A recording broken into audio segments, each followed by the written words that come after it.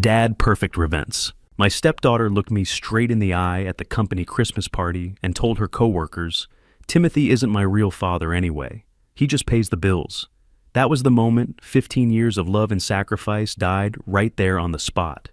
What she didn't know was that I had installed security cameras in my home office just 2 weeks earlier. What I found on those recordings didn't just break my heart. It gave me everything I needed to destroy their entire scheme. My name is Timothy Peterson. I'm 58 years old, and I've been a senior engineering manager at Cascade Systems here in Portland for the last 12 years. I thought I had built a good life. I thought I had a family who respected me. I was wrong about everything. Let me back up a bit. I married Patricia 15 years ago, when her daughter Sandra was just 12. Sandra's biological father, Richard Hayes, had walked out on them when she was 8, leaving Patricia to struggle as a single mom working in real estate. I stepped up. I became the dad Sandra never had. I paid for her braces, her car, her college tuition at Oregon State. $85,000 for a marketing degree she barely uses. I taught her how to drive, helped with homework, and sat through every high school graduation speech and dance recital. I remember the first time Sandra called me dad. She was 13, and we were building a treehouse in the backyard. She handed me a hammer and said, "Thanks, Dad. You're the best." My heart nearly exploded with pride. I thought I'd finally found my place in this world. For years, everything seemed normal. Sandra would ask for money for school clothes, and I'd write the check. She needed a laptop for college. I bought the best one. When she wanted to study abroad in London for a semester, I emptied my vacation savings to make it happen. $8,000 for 6 months of international experience. She sent me exactly 2 postcards the entire time. But somewhere along the way, things changed. Sandra stopped calling me dad around her 16th birthday. It became Timothy again. When friends asked about me, I noticed she'd say my mom's husband instead of my stepdad. I told myself it was just teenage rebellion. Patricia assured me it was normal. The Christmas party at Cascade Systems should have been a celebration. We'd just landed a major contract to build a new data center for Nike. $50 million project that would keep our team busy for the next 2 years. I was proud of the work we'd done, and I wanted to share that with my family. Sandra had driven down from her apartment in Portland to join us. She looked beautiful in a red dress Patricia had bought her, with my credit card, of course. We were standing near the buffet table, and some of my colleagues came over to meet her. "Sandra, these are the guys I work with every day," I said, putting my arm around her shoulder. "This is my stepdaughter." That's when she shrugged away from my arm and said it. "Timothy isn't my real father anyway. He just pays the bills." She laughed like it was a joke, but her eyes were cold. "My real dad is Richard Hayes. He's the one who gave me life." My coworkers stood there in awkward silence. These were men I'd worked with for over a decade. Men who knew I'd raised Sandra since she was a child. Men who'd heard me talk about her achievements, her college graduation, her job interviews. Now they were watching her reduce me to a bank account with legs. Patricia didn't say a word. She just smiled that tight smile she used when she was embarrassed. No defense, no correction, no reminder that I'd been the one who attended every parent-teacher conference, every soccer game, every milestone in Sandra's life, while Richard was nowhere to be found. I excused myself and went to the restroom. I looked at my reflection in the mirror, a 58-year-old man who'd spent 15 years trying to be the father Sandra needed, only to be told I was nothing more than a financial convenience. When I came back, Sandra was telling my colleagues about her upcoming wedding to Kevin Brooks. "My real father is going to walk me down the aisle," she was saying. "It's going to be such a special moment. Richard has been planning his speech for months." Richard. The man who'd abandoned Sandra and Patricia when the going got tough. The man who'd missed child support payments for years. The man who'd only reappeared in Sandra's life 6 months ago when he heard she was marrying into money. He was going to get the honor of walking her down the aisle while I got to write the checks. The wedding. I'd already written checks totaling $35,000 in deposits. The venue, the caterer, the photographer, the flowers. Sandra had expensive tastes, and Kevin's family had expectations. His parents owned a successful tech consulting firm, and they were used to a certain level of sophistication. "Timothy's been so generous with the wedding expenses," Patricia had told them at dinner last month. "He understands how important this day is for Sandra, generous. That was the word they used when they wanted something from me. When Sandra needed money for rent, Timothy was generous. When Patricia wanted a new car, Timothy was generous. When they planned a family vacation to Hawaii that I couldn't attend because of work, Timothy was generous enough to pay for it anyway. That night, driving home from the Christmas party, I made a decision. I was going to install security cameras in my home office. Not because I suspected anything specific. I just wanted to protect my expensive computer equipment and engineering files. At least, that's what I told myself. The truth was, something had shifted in my mind that evening.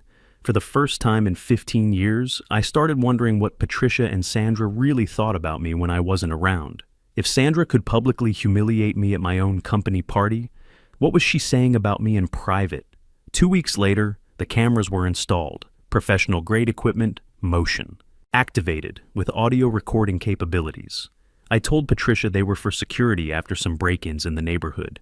She didn't seem to care one way or the other. I wish I'd never turned them on. I wish I'd remained ignorant of what was really happening in my own home. But ignorance, as they say, is only bliss until it kills you. And what I discovered on those recordings was designed to kill me, financially, legally, and emotionally. The first recording that changed everything happened on a Tuesday evening in January. I was working late at the office, reviewing structural plans for the Nike project, when I got an alert on my phone from the security system, motions detected in the home office. I pulled up the live feed expecting to see Patricia looking for something, maybe tax documents or insurance papers. Instead, I watched her sit down at my computer and start going through my files. Not just any files, my retirement account statements, my stock option documentation, my will. She was taking pictures with her phone, picture after picture of financial documents that she had no business accessing. When she was done, she carefully put everything back exactly where she'd found it. She'd done this before. This was practiced, methodical. But that wasn't the worst part. The worst part came 20 minutes later when Sandra arrived. "Did you get what we need?" Sandra asked, settling into the chair across from my desk. Patricia nodded. "His 401k balance is $520,000. The stock options are worth about $200,000, plus the house equity and his pension." "Good," Sandra said. "Kevin's startup needs investors badly. If we can get access to Timothy's accounts after the wedding, we can fund the entire Series A round." I sat in my car in the office parking lot, staring at my phone screen in disbelief. My wife and stepdaughter were planning to steal my retirement savings to fund her fiancé's business venture. "The timing has to be perfect," Patricia continued. "We need to get Timothy declared unfit for work before his next performance review. Dr. Stevens already agreed to the diagnosis if we can show a pattern of confusion and memory issues." Sandra laughed. "You mean the fake medical records you had him prepare?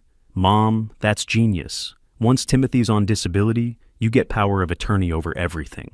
Dr. Stevens, our family physician for the last 8 years, the man who'd treated Sandra's broken arm when she was 16, the man who'd given me clean bills of health at every annual physical. He was in on this." "Kevin thinks we should move faster," Sandra said. "His company is bleeding money. If we wait too long, there won't be anything left to invest in." "Don't worry," Patricia replied. "I've been putting small amounts of his sleep medication in his coffee for the last 2 weeks, just enough to make him groggy during important meetings. His boss already commented on it." I nearly dropped my phone. Patricia had been drugging me. That explained the fatigue I'd been feeling lately, the difficulty concentrating during project reviews. I'd attributed it to stress from the Nike deadline, but it was poison. My own wife was slowly poisoning me to build a case for mental incompetence. "What about his sons?" Sandra asked. "Michael and Jeffrey aren't going to just stand by if something happens to Timothy." Patricia's voice turned cold. "That's why we need to change the life insurance beneficiaries before we make our move. If something unfortunate happens to Timothy after the wedding, we want to make sure everything goes to you, not his boys from his first marriage. Something unfortunate. They weren't just planning to steal my money. They were planning scenarios where I might die conveniently." Over the next few weeks, I collected more recordings, conversations about how to make me look confused in public, discussions about which nursing homes would be cheapest once they had me declared incompetent, plans for selling my house and splitting the proceeds. The most damaging recording came 3 weeks later. Sandra was on the phone with Richard, her biological father, while Patricia listened on speaker. "Daddy, I'm so excited you're going to walk me down the aisle," Sandra was saying. "Timothy thinks he's important because he paid for everything. But you're my real father. You're the one who matters." Richard's voice was scratchy through the phone speaker. "I'm proud of you, sweetheart. You're handling this situation perfectly. Once you get access to his money, you can finally live the life you deserve." "I can't wait," Sandra replied. "Kevin's parents are going to be so impressed when they see how much we can invest in the company. Timothy's money is going to buy me the respect I've always wanted. Timothy's money, not our family's money, not money I'd earned to secure our future together. Timothy's money, spoken like it was already hers. Just make sure you get him to sign the papers before the wedding," Richard continued. "Power of attorney, life insurance changes, all of it. Once you're married, you won't have to pretend to care about him anymore." Sandra laughed. "Trust me, the day after my wedding, Timothy Peterson becomes irrelevant. I'll have Kevin, I'll have the money, and I'll have my real father back in my life. What more could I need? What more could she need? How about 15 years of memories? How about the man who taught her to drive, who stayed up all night when she had pneumonia at 14, who worked overtime for months to pay for her study abroad trip? How about some basic human decency?" I sat in my office that night, staring at weeks of recorded evidence. My wife was poisoning me. My stepdaughter was planning to steal my life savings. My family doctor was preparing to falsify medical records. And her biological father, the man who'd abandoned her for years, was being welcomed back as the hero of her wedding day. I wasn't just losing my family, I was losing my mind trying to understand how 15 years of love could be erased by greed so casually. But I'm an engineer. Engineers don't just identify problems, we solve them. And this problem required a very systematic, very thorough solution. The next morning, I called Robert Mitchell, the attorney who'd handled my divorce from my first wife 20 years ago. "Robert," I said, "I need to see you immediately, and I need you to bring Charles Wilson with you." Charles Wilson was a private investigator Robert had used in some corporate cases. If I was going to take these people down, I needed to do it the right way. I needed evidence that would hold up in court. That afternoon, I sat in Robert's office and played him the recordings, all of them. Hours of conversations about their plan to have me declared incompetent, steal my retirement savings, and potentially arrange for my convenient death. "Timothy," Robert said, his face grim, "this isn't just family drama. This is criminal conspiracy. They're planning to commit insurance fraud, forge medical documents, and steal your retirement savings. The drugging alone is attempted poisoning." Charles leaned forward. "We need more evidence. The recordings are good, but we need documentation. Banking records, communication with Dr. Stevens, proof of the forged medical documents, financial transactions." I nodded. "Whatever it takes." For the next month, I became a different person. During the day, I went to work like nothing had changed. I smiled at Patricia over breakfast, even though I now made my own coffee and brought lunch from home. I wrote checks for wedding expenses, knowing each dollar was being stolen from me. I played the role of the loving stepfather and devoted husband, but at night, I was documenting everything. Charles installed additional cameras throughout the house. We traced phone records and found dozens of calls between Patricia, Sandra, Richard, and Dr. Stevens. We discovered that Patricia had already opened a separate bank account using forged documents with my signature. She'd been transferring small amounts from our joint savings for months. Charles also introduced me to Jeffrey Miller, a forensic accountant who specialized in financial fraud cases. Jeffrey analyzed every transaction in our accounts and found a pattern of systematic theft going back 8 months. Small amounts at first, then larger sums as Patricia got bolder. "She's been stealing from you gradually," Jeffrey explained, showing me spreadsheets of unauthorized transfers. "The total so far is $23,000, but based on these recordings, she's planning to take everything once she gets power of attorney." The medical fraud was even worse. Charles had contacts in the healthcare industry who helped us investigate Dr. Stevens. We discovered he'd been preparing false medical records for months, documenting symptoms I'd never reported and conditions I'd never been diagnosed with. "Look at this," Charles said, spreading papers across Robert's conference table. "Dr. Stevens has been creating a paper trail showing progressive mental decline, memory loss, confusion, inability to make sound financial decisions. all completely fabricated. Robert studied the documents. This is enough to have his medical license revoked and send him to prison. The question is, do we move now or wait for them to make their final play? I thought about it for a moment. The wedding was still 2 months away. If we moved too soon, they might destroy evidence or flee. If we waited too long, they might succeed in having me declared incompetent. We wait, I said, but we prepare everything. I want criminal charges filed, civil lawsuits ready, and protective orders in place. When we strike, I want it to be devastating.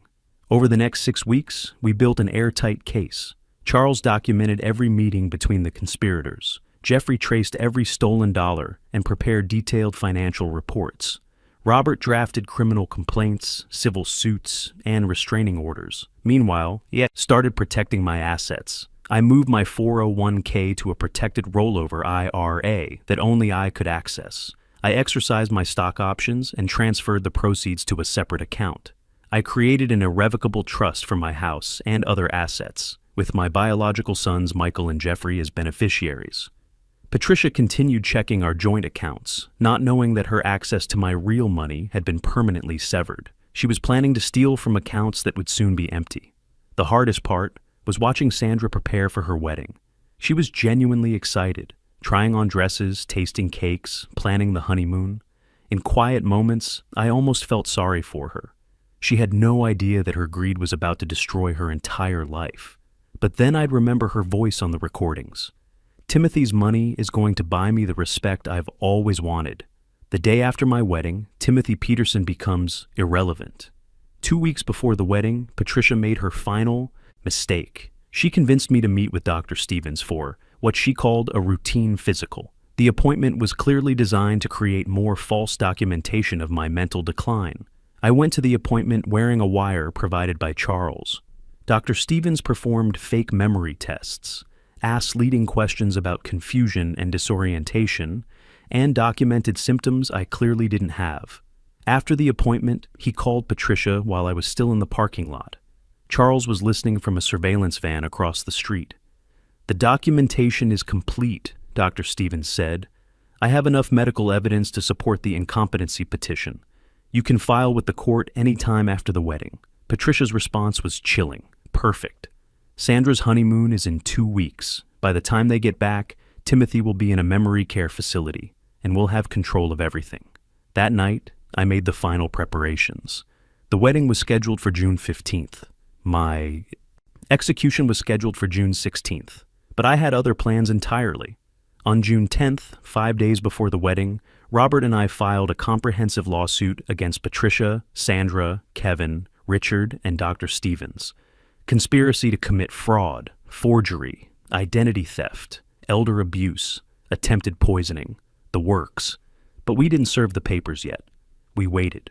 On June 12th, I completed my final asset transfers. Every dollar they thought they could steal was now beyond their reach. The joint accounts they'd been monitoring would remain active until after the wedding, but they only contained enough money to cover household expenses.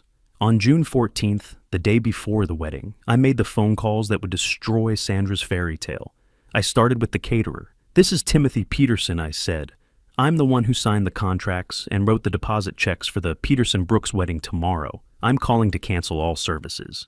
"But, sir, the wedding is tomorrow. We've prepared food for 200 guests." "There is no wedding," I replied. "Send me a final invoice for services already provided. Do not show up tomorrow. If you do, you will not be paid the remaining balance." One by one, I dismantled the celebration. The photographer, the florist, the band, the venue coordinator. Each conversation was the same. I was the client. I had signed the contracts. I was canceling everything. The photographer tried to argue. "Sir, we have a contract. The bride will be devastated." The bride should have thought about that before she decided to commit fraud against the man paying for her wedding, I said. "You can try to collect the balance from her directly if you want. Good luck with that." By 5 p.m., Sandra's dream wedding existed only on paper. Every vendor had packed up and gone home. The flowers would never be delivered. The cake would never be cut. The band would never play the first dance she'd been planning for months. That evening, Patricia and Sandra came home, excited about the final details. Sandra tried on her wedding dress one last time, twirling in front of the mirror in our bedroom. She looked genuinely happy, and for a moment, I almost felt guilty about what was coming. But then I remembered the recordings. Timothy's money is going to buy me the respect I've always wanted. The day after my wedding, Timothy Peterson becomes irrelevant. I went to bed early that night. I had a big day ahead of me. At 6 a.m. on June 15th, Sandra's wedding day, there was a knock at our front door. Charles Wilson stood there with a sheriff's deputy and a stack of legal documents. Patricia Peterson and Sandra Peterson, the deputy announced. You're being served with criminal charges including conspiracy to commit fraud, forgery, elder abuse, and attempted poisoning. I watched from the kitchen as they read the papers. Sandra was still in her bathrobe, her hair in curlers, getting ready for a wedding that no longer existed. Patricia's coffee mug slipped from her hand and shattered on the hardwood floor. "Timothy," Patricia said, turning to me with tears in her eyes. "You can't be serious. We're family. This is Sandra's wedding day." I looked at my wife of 15 years. According to Sandra, I'm not family. I'm just Timothy, the guy who pays the bills. Well, the bills just stopped coming. "What are you talking about?" Sandra demanded, still clutching the legal papers. "The wedding is in 10 hours. The guests are already traveling here. Kevin's parents flew in from Boston." "You might want to call them," I said calmly. "Tell them to turn around. There's no wedding, no reception, and no vendors. I canceled everything yesterday." Sandra stared at me in disbelief. "You can't cancel my wedding. It's my day." "I can cancel any event I'm paying for," I replied. "And since you made it clear I'm not your real father, I decided not to act like one. Real fathers don't have to worry about their daughters stealing their retirement savings." That's when Kevin showed up, dressed in his wedding tuxedo. He took one look at the legal papers scattered across our coffee table, and his face went white. "What is this?" he asked, picking up one of the criminal complaints. "Your fiancée and her mother are being charged with conspiracy to defraud me of over $700,000 in retirement savings," I said. "They were also planning to have me declared mentally incompetent and possibly arrange for my convenient death." Kevin stared at Sandra, then at Patricia, then back at the legal documents. I watched the calculation happen in real time. Marrying into money was good for business. Marrying a criminal defendant in a federal fraud case was career suicide. "Sandra," Kevin said, his voice cold, "we need to talk." "Kevin, please," Sandra begged. "This is all a misunderstanding. Timothy is just upset about the seating arrangements." Kevin shook his head. "No, Sandra, this isn't about seating arrangements. This is about you trying to steal your stepfather's life savings to fund my startup. My family doesn't associate with criminals." He set his boutonniere on the coffee table and walked toward the door. "The wedding is off, permanently." Sandra collapsed onto the couch, sobbing. "You can't do this to me. Timothy, please. I'm sorry. I'll pay back every penny." "You're 15 years too late for apologies," I said, "and you'll be paying back every penny to the court, not to me." The next few months were a blur of legal proceedings. Patricia hired a criminal defense attorney with money she borrowed from her sister. Sandra moved in with Richard, the father who'd abandoned her, but suddenly seemed more appealing than a jail cell. Dr. Stevens lost his medical license immediately when the medical board saw the fabricated records. Patricia pled guilty to conspiracy charges and got 18 months probation plus full restitution. Sandra pled guilty to fraud and got community service. But the criminal record destroyed any chance of a decent marketing career. Kevin's startup collapsed when investors learned about his connection to the fraud case. Richard disappeared again when the legal bills started mounting, leaving Sandra to face the consequences alone. As for me, I took early retirement from Cascade Systems with my full pension intact. I moved to my cabin in Montana, the one I'd bought years ago, as a weekend retreat. I do remote engineering consulting now, working with companies that need someone with 35 years of experience. I fish every morning on the Yellowstone River.